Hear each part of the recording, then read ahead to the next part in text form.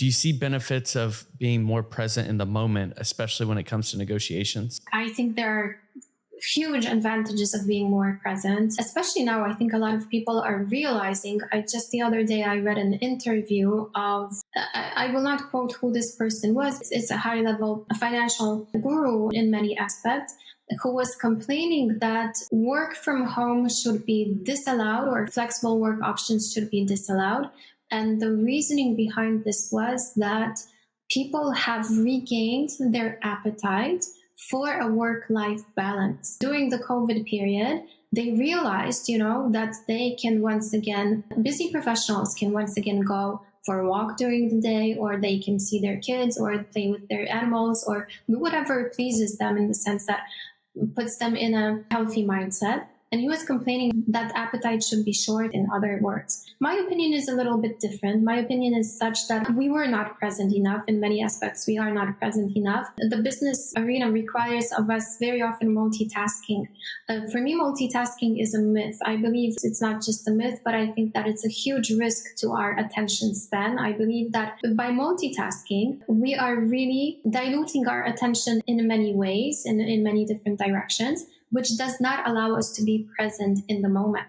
How does that translate into negotiation? By not being present, we never pay attention fully. We never fully listen to ourselves, to what our intuition is saying, what our reservoir of experiences is telling us. Also, in the unconscious, in the conscious and the unconscious sphere of the psyche, we stop listening, basically. We don't know what drives us in a negotiation. We don't understand very often what our needs are, what our motives are. And certainly it becomes more difficult to understand the drivers of behavior of our negotiation partner, because simply we are not paying attention, because we have created the habit of being in many places at the same time, of diluting that focus. It's never singular. So also, I've questioned quite a lot of over the lockdown period. This time allowed me also in some ways to speed up, but in many ways to slow down.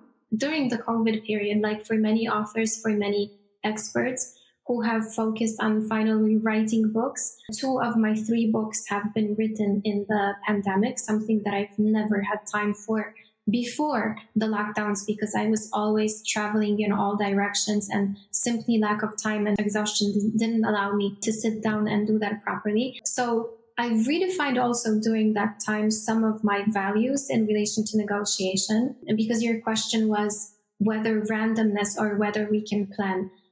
To some extent, I think that this is the fundament. This is something that I will not criticize, the fact that 80% of the success of the negotiation is in proper preparation. However, I do think that some events in our life, for example, if recruiters ask the question, where do you see yourself in 5 years? I think this is a very, how to put it mildly, idealistic question, assuming perfect conditions. Imagine that in the lockdown, you ask someone, what are they going to do in a week from now? The more, it's like the shadow in the psyche. I'm also in the course of training in Jungian psychoanalysis, so I'm fascinated by how the conscious and the unconscious will manifest and work together, how the ego works, and so on. And what we try to control too much or suppress, some of the needs, some of the motives that drive us, will eventually come out. That's why I said a healthy balance between strategic planning and implementation and design, but also a little bit, please let's not forget that negotiation is a human interaction. To some extent, it's governed by its own laws.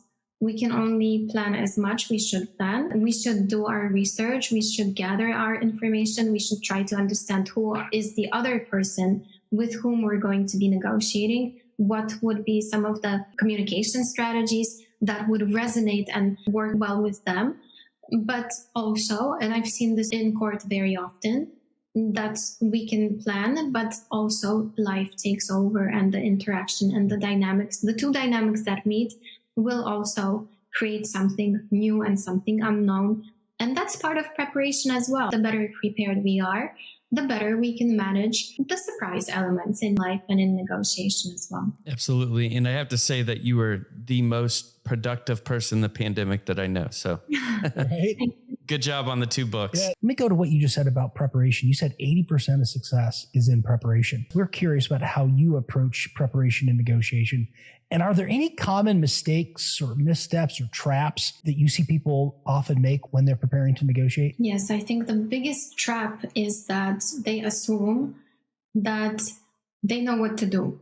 Okay. And that also relates to me, that how difficult can it be, or I'll figure out as we go along. I remember I'm always trying to go back to the mistakes that I've made. And I've entered a lot of negotiations thinking, well, okay, I'll figure it out at the table. That's too late. So the biggest mistake basically that you make is doubling the investment of the time, because it looks something like this. People go in unprepared.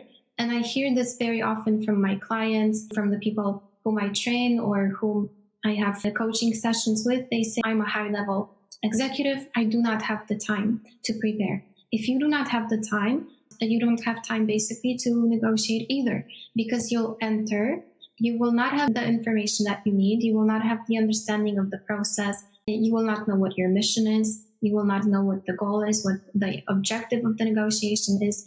And then you'll find eventually yourself destabilized, emotional, stressed, which will impact the rationality, which will lead to decisions. It's like this saying, that under the emotions or anger is you'll make the best speech that you will forever regret. So it's a little bit like this, that you'll make a lot of decisions that you'll regret under emotions. And then one way or another, you will go back to the preparation, having taught yourself a lesson that can be costly, that I see for many of my clients is quite costly to do that. And let's go back, because I see that you're a little bit surprised that 80% of that is preparation of the negotiation success.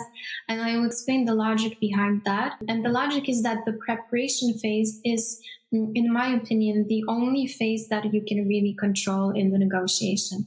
You can choose the time, you can choose the space, you can choose the moment in which you are ready and actually have the focus or the attention, since we were talking about multitasking, to look at all the strategic aspects, look at how you can design the process, which tactics you're going to apply, what are your targets that you need to reach, what is the walk away.